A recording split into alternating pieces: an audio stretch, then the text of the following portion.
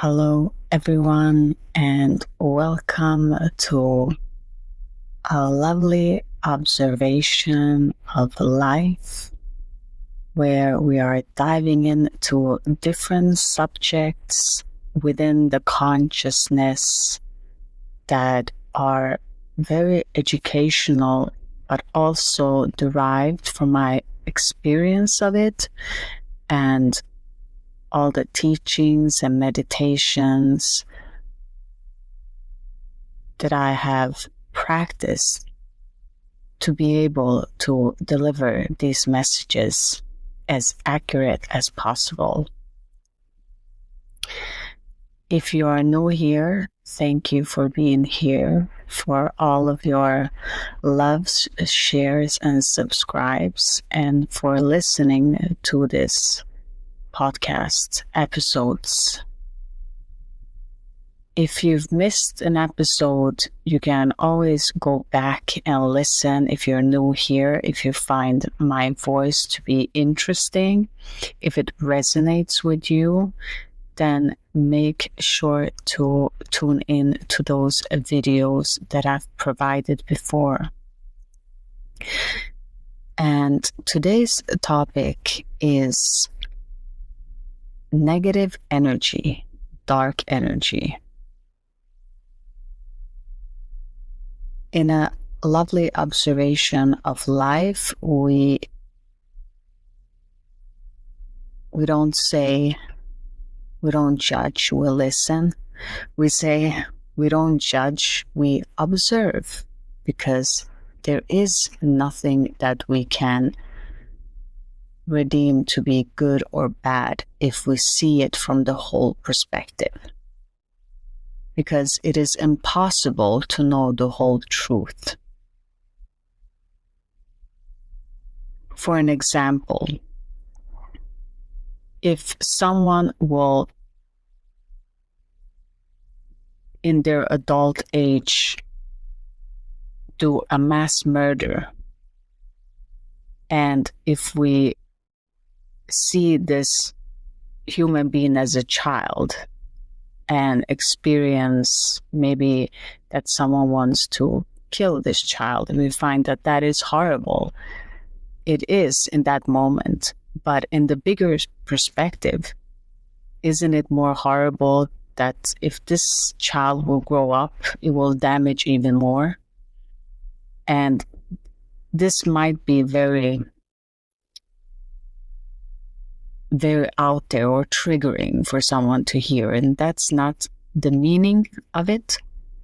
It is more to understand that we as human beings have our own perception from our filtered experiences. Therefore, we cannot know the bigger picture of everything and see in every perspective. What we do have the ability to do is we can actually try to understand other perspective, to broaden our consciousness. And this is what you're doing by tuning in to this channel, listening to these messages. You are broadening your perspective. You are listening to my voice, bringing you a different perspective, really, of the consciousness in itself. And yes, many can be like stones, very into the material aspect that we will dive deeper into when we're speaking of negative energies. And others can be like water. They never crash and get hurt in any way. Like a waterfall, it looks beautiful, it's calming. But when you see a stone that crashes, it splits in many directions. So, as above, so below. Even if you are below, hard as a rock, eventually you will split open, split to all parts until water purifies you and makes all of the edges of the stone smooth. And eventually, we all ascend to the water. We all have different missions, different parts to play in the biggest play that ever existed, the universe. So if we can be part of the play instead of staying backstage, then we will understand that everything is one. And so before I'm diving into this information, I want you to remember that everything is energy. And negative energy, because this is the topic of today, needs a lot of fuel to keep its existing going. So don't let the ego, which is very good that we have because it protects us, but don't let the ego bring a story and overprotect you to the point where we start to feel fear. And again, as above, so below. Let the universe naturally flow. That's my personal mantra that just came up in the meditation, and I always feel this connection to rhyming, and that stems from past lives. And I also have a video, I think it's the first episode of this season, where I'm speaking of my past lives. So you can check out that actual video and podcast. So let's just, before we dive into the negative energies, we have to understand the positive energy. And there's one very simple and good explanation called the Golden Chain General Concepts of 12 Conditions of Consciousness. Okay, so whatever we might stumble upon as information, it always boils down to 12.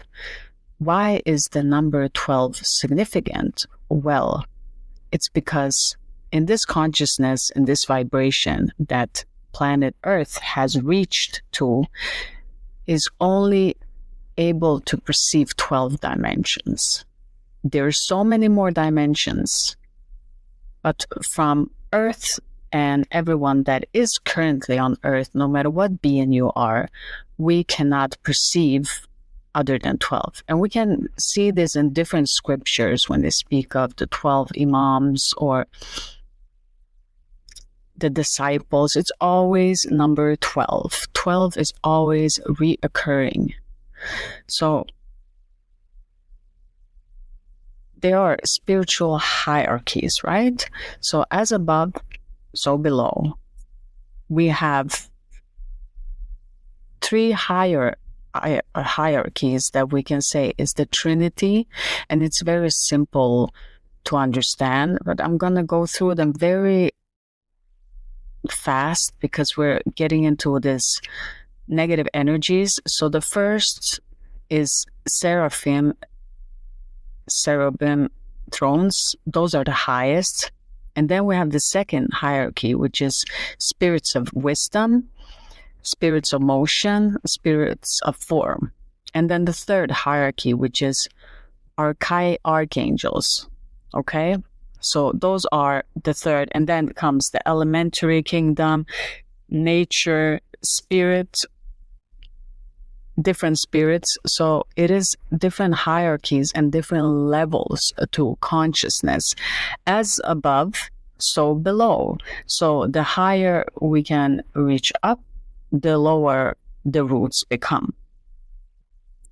And everyone is evolving depending on where they are.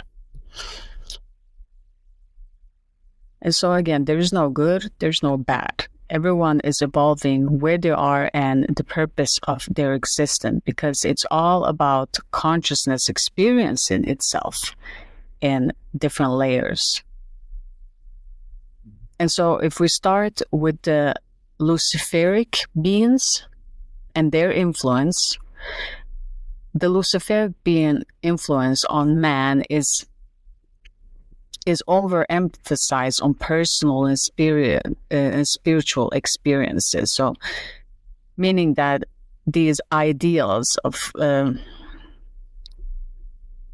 this spiritual experience becomes so individual that we become disconnected from the physical world and the practical reality. So we're not even really here then. We're not in our physical body. We're wandering off, okay? And here we can find some that can astral project. That can be positive, and you can view it negatively, depending if you are in the Luciferic beings and connecting to their influence. And I'm not saying these in order of going down in the hierarchy. I'm just saying if we are in the negative energy field, these are the beings you can connect with. And if you are in your spiritual awakening, you will tune in and clean up all connections that you have from the underworld, if you want to call it, below. So the next one is Abrahamic beings. Their influence is viewed as spiritual beings that embody materialism, and they deny the spiritual truth. So he represents a force that seeks to dominate human being through technology or intellect. And this particular Ahrimanic beings we can hear often from the Rudolf Steiner's teachings. So if you want to learn more about that, if you feel when you hear a certain name that it hits home to you, you feel a certain connection to it, then I advise you to always do a little bit a deeper research in what you hear, because you might have some connection that needs to clear out, especially if you're elevating to higher spheres. We have another one called Asuric beings, Rakshasas or Asuras, and the being Sorat. So these spiritual entities, they embody materialism and the desire for power and control over humanity. So they're often associated with darker aspects of technology and advancement and manipulation in all of its forms. The Sorat is seen as a force that seeks to distract individuals from their spiritual path, encouraging them to focus on basically anything else except for your spiritual path. So here we might find and hear that technology is very good, but at the same time, it is a double-edged sword. For an example, if you go to India, you can see that they're very spiritual with their temple. They're very devoted, very, very devoted. And that's above. But they also have below. So a lot of technology and software developers are from India. And that's very strange because they are both above and below at the same time. And you can see the polarities very clearly there. For an example, if we continue here, we step into a different territory depending on what you're connecting to. So demonic entities are usually something that we hear very often. It's very spoken of. We know when we say demonic, we have a picture, we see movies. So it's easy, relatable, but in various traditions, many cultures have concepts of demons and malevolent spirits.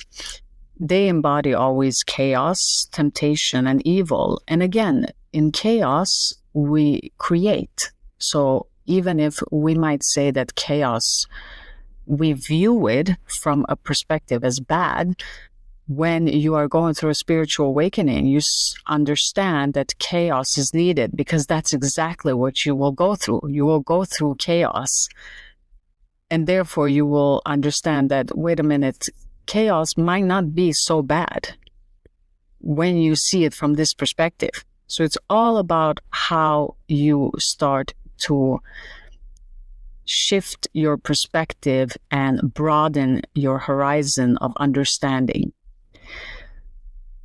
But the demonic entities, their role is often to serve as the blocking of the spiritual growth and blocking this. They don't have any moral integrity. So that's what we can see when we're connecting to demonic entities. And connecting to demonic entities also, we can hear about the shadow people. So what are the shadow people? Well, it's an urban legend of the shadow people, and they're often described as dark, shadowy figures that perceive. We can see them at the edge of our vision. So it's like something passed through you, or something, you can see it in your vision that there's something dark in the corner, but when you look there, nothing is there. That's how they are perceived. And they are associated with feelings and this dread of fear. So they are the purest manifestation of negative energy, or entities that feed off fear. And here I want to say the majority of humanity stems from this, because it's associated with reptiles, because reptiles are also an entity form, and reptiles are manipulating your perception. So they can shapeshift and change your understanding of how you perceive things. They can manipulate your reality in order of how they want you to see it. Again, because they feed also here all of these entities that are on planet Earth. Some have been here at the beginning of dawn when human was here too. So there's no differentiation of we and them. It's more of everything started and had its purpose. We don't say that, oh, animals are bad, or I can't relate to everything that's in the sea, because we're all connected. Everything in the sea is connecting to us. It's connecting to the environment. You know, it's an ecosystem where everyone that's here, regardless of if you want to engage it or not, we are connected. Now, some disconnect because they are in the lower worlds. They want to individualize and disconnect from everything. Eventually, that goes full circle, and they come back to the connectiveness, because you can't avoid it. You can't avoid something that already is.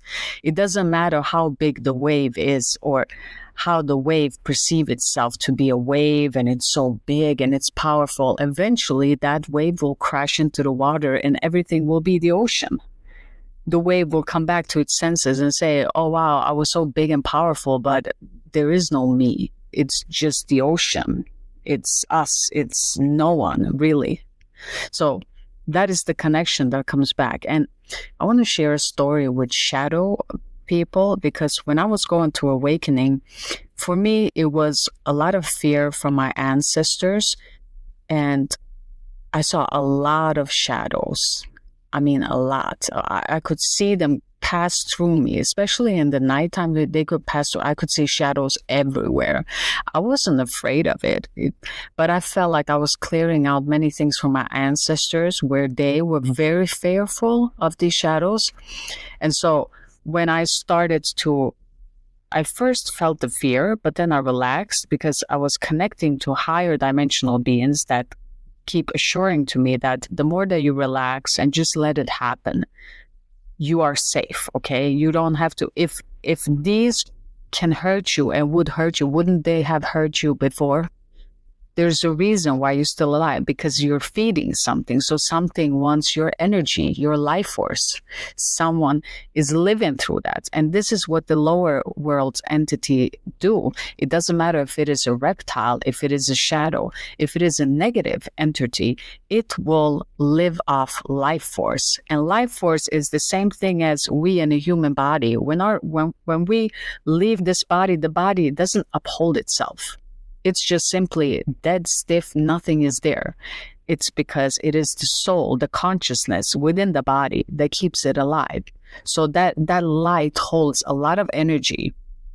And that energy, because again, negative energy needs to eat a lot to keep itself sustained, okay? Imagine yourself, spirit being electricity, and negative energy is battery. And a battery can be empty. And some batteries, as some entities, become empty and they're one-time use. So then they dissipate. They cease to exist. And then there are others, stronger negative entities that are batteries that can recharge. And so how do they recharge? They recharge by electricity, by spirits, by being, by higher dimensional beings. And so it's like they need human beings, they need the light to be able to eat so that they can exist. So for us seeing, if you see it from a perspective of, oh, it's so terrifying, it's so evil forces, I'm frightened from the ego's perspective. From the soul's perspective is they cannot even exist without the light of consciousness. They can't. So they feed off of you. So they won't kill you. They will maybe use you to an extent. And if you allow yourself to be completely vulnerable and open, they can eat you up as they did in the back in the days when we were uneducated and exorcisms could happen, where we started to believe that we are saving these people that went through these exorcisms, but that was not actually the case. We actually made it worse because we invited more entities. Entities can be attached to a human being because, again, entities eat. So it depends on how much you feed them, how much connection you have from your ancestor, how much you want to clear out, how conscious you are of that they even exist around you. So if there is someone that's unconscious and wants to help, it doesn't matter how spiritual you think that you are. If you are unconscious, you might actually do more harm to someone that looks like they need an exorcism.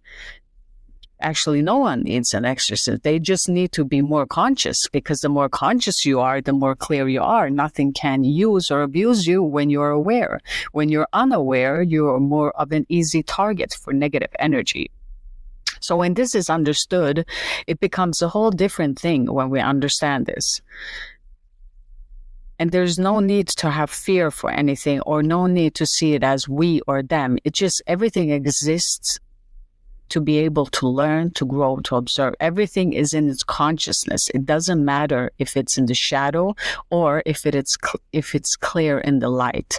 It still exists. The opposite needs to be there so that this is what we're experiencing, at least on Earth, because we have these 12 dimensions. So if we continue to the Gnostic entities, and here Sophia is the Gnostic tradition. So Sophia represents divine wisdom. And I'm going to speak more of these higher beings in our next episode, because if we're diving into negative energy, of course, we're doing an episode on positive energies and entities. But Sophia is often seen as the key figure of creation and redemption of humanity.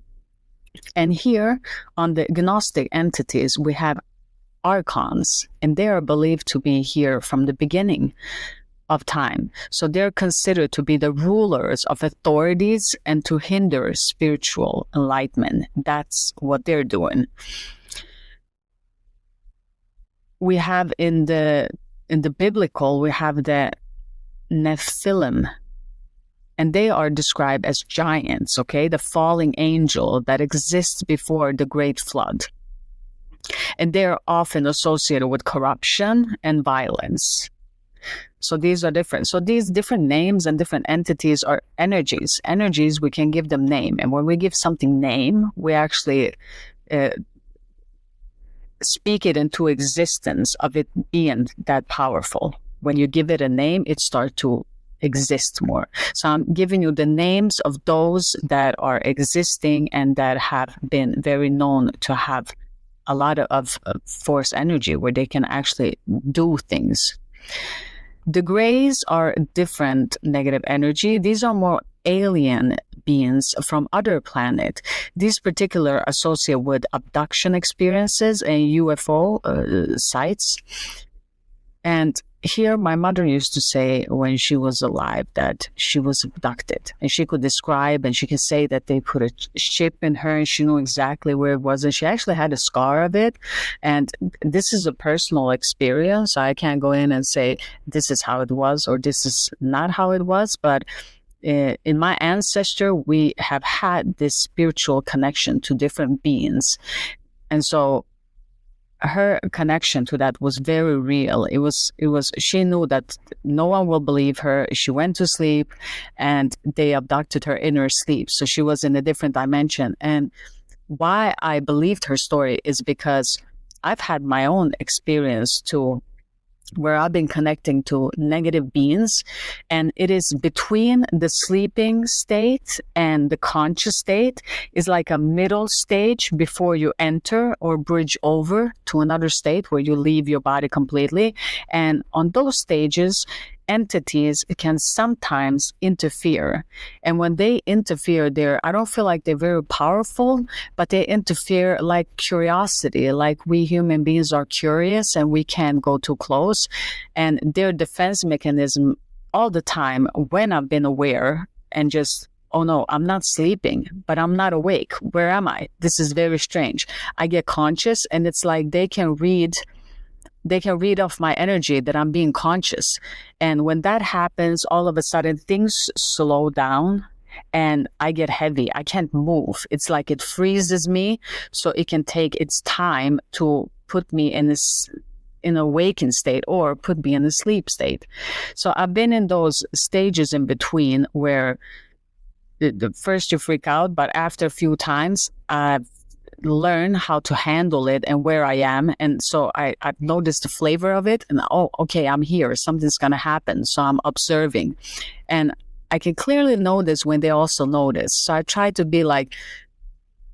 play like I'm not aware of it so I can see how far I can go. But usually as soon as they notice that I'm aware is when they shut off. So their defense mechanism is to freeze time and also to make you heavy. So like a sleeping paralysis, but you're in a halfway sleep. It's very different to describe this. But so these grays, aliens, I can definitely understand when my mother tells me the story of her abduction. I can feel like, yeah, that might actually be true for you because that's what you experience. So if you continue, and also I want to say with the grays, because they are advanced dark entities, they are not, when I've connected to alien form and dark forms like that, they are very cold. They're not engaging, very emotional. They don't have an emotional register. It's more of what needs to be done in the moment. If it turns out good or bad, it doesn't matter for them. I feel like they're very, very not robotic. It's a different way, but they're very decisive of doing what needs to be done in the moment. So they don't care emotionally if it will be a child or a grown up. They just see the situation for what it is. That's my connection with the grays. More, and there are many more, but in the Islamic tradition, because I feel like I've taken all the religion here, so let's do with the Islamic tradition. They have the jinn, so it's a supernatural being that can be either benevolent or malevolent. So some are considered dark entities that can cause harm or possess individuals. They're often associated with chaos and can be invoked in various magical practices. So they're connecting to magical practice, and they can actually enhance magical practices. So if you do dark magic, they can help, but they can also help in doing light magic when you do something good, because some of them I can feel are frightened and want to be on the better side. So again, I don't feel like they're so powerful because they can extend themselves so high up. And so I view them as a battery that can be discharged at any moment. So it depends on all of these beings. Also, to mention, the Wendigo is a malevolent spirit in the Indians, the Native Americans, and they are associated with cannibalism and greed and this winter and cold. So they can also possess people and drive them to madness and hunger. And so, and you want to eat this human flesh, and that will make you go mad. And so the symbolism of the Wendigo is to remind you that their consequences are unchecked greed and the loss of humanity. So all of the beings have different flavors to them, different connection to them. So if you feel connected to any name that you've heard here right now, and again, don't let fear be a part of it, because also I'm a channeler. So when I was doing this video, when I was preparing for it, today I felt almost sick to my stomach. I felt this energy. And I was like, okay, this is so connecting to what I'm about to do. But I felt that energy that I had to call in higher powers, and I'm connecting with higher dimensional beings. So every master, any being that I feel can teach me something or help me see something, I see them as masters, and I listen to them, and it's always for the highest, greatest good. So wherever you are in your spiritual journey or in this lovely observation of life, what I want you to take with you from this episode is not fear. You're not a weak human. Nothing is weak in this universe. Everything is consciousness and serve its purpose. If you have never heard of these names that you hear now, don't be afraid, and don't listen to others that don't say the name of it, or all of these different forms of fear, because that stems from the ego. I want you to take with you that you are power. You are powerful, and yes, you might ascend to higher consciousness, and you might connect or feel that some of these entities are connecting to you or don't want to let you go. Just let it flow and trust the universe. Trust that higher powers that might see more than you do in this moment will always guide and support you. You just need to be the best version of yourself and continue and just be curious, because they're curious too. What I want to say, with negative energy, don't get too curious, especially when it is the shadows. If you see them or if you know that they're present, don't look, because they like to hide themselves and they like to be curious and look. So if you get too curious to them, they can attach to you. So don't attach. You don't want to attach. You want to let everything flow. If you have a visitor, a reptilian interaction, for me, it doesn't matter whatever I'm interacting with. I never judges it. Oh no, this is bad. This is good. I just see it for what it is. I observe, and I stand as the observer. So I don't get caught up in the story of I'm a human being and this is a reptilian. This is not good, because then you go into the ego and you seem to get yourself involved in the story. And when you get yourself involved in the story, you will always get hurt. So when you stand in this broad perspective and see, why are we interconnecting right now? What is it that you need to learn from me? And what do I need to learn from you? When it comes from that place where there's no fear and no guard, yet a strong power that holds your center, then there can be a perfect exchange. Then there is no positive or negative. It just is in the moment. Whatever happens, happens. So that's what I want you to take from this episode. And also write in the comments if you have any experience yourself with any of these entities that you've heard here. And as always, I hope that we can continue to explore this beautiful observation of life, because that's what it's all about. To be alive, it's a beautiful thing. And remove fear from your path. And if you have fear, make sure to be aware of it, that you're fearful, and step out of it. And remember that in consciousness, we're all connecting. And so I thank you for being here, and I thank you for connecting, because that's what we're doing right now. And thank you if our voice is resonating. And as always, have a wonderful day, and I'm sending love your way, everyone. Bye.